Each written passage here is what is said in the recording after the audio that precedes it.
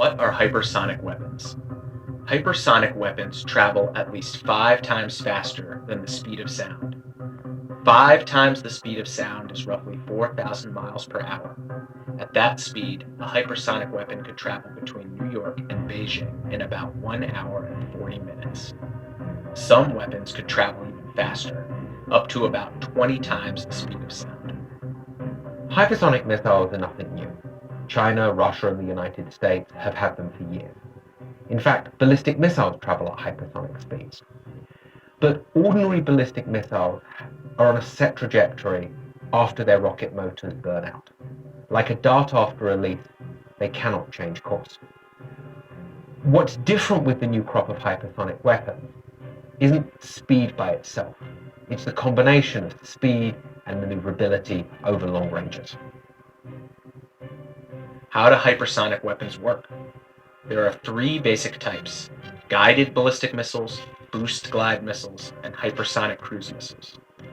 Guided ballistic missiles are like normal ballistic missiles, but the re-entry vehicle, which carries the warhead back into the atmosphere after the missile shoots up through it, has steering fins attached to guide it to the target. Boost glide weapons are propelled to great speeds by rockets, just like ballistic missiles. But rather than arcing high above the atmosphere as ballistic missiles do, gliders re-enter the atmosphere shortly after launch.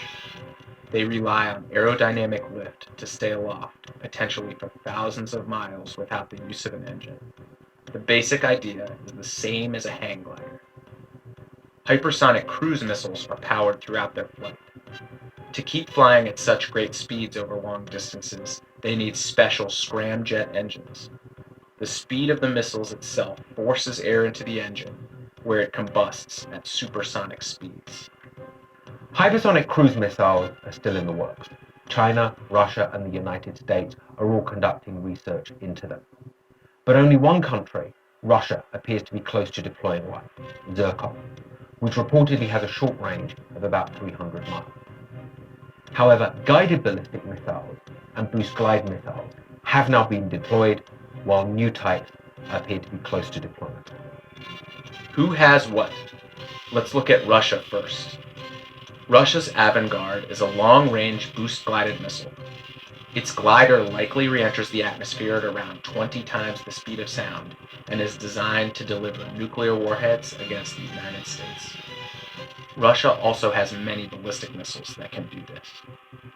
Kinzhal is a hypersonic missile launched from an aircraft.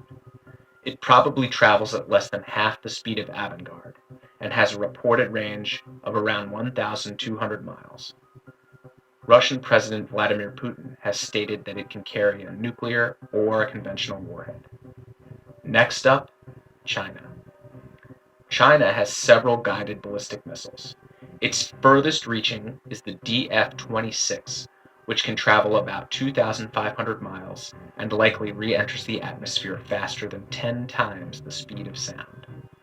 Like Russia's Kinzhal, it can reportedly carry either a nuclear or a conventional warhead. China also has a new boost glide missile, the DF-17, which it showed off in a military parade in October 2019.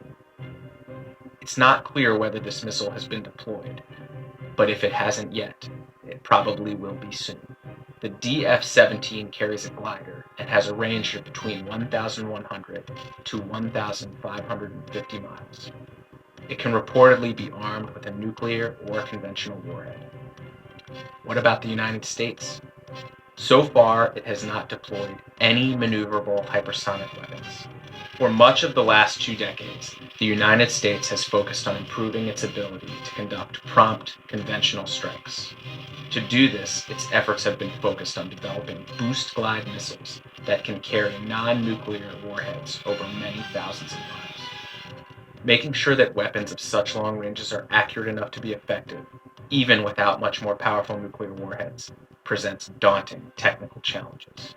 Nonetheless, the United States has made significant progress, including a successful test of a hypersonic glider over 2,400 miles in November 2011. So, is the United States falling behind? Well, not really. Although the United States hasn't yet deployed a maneuverable hypersonic weapon, its program is, in many ways, more sophisticated than either China's or Russia's.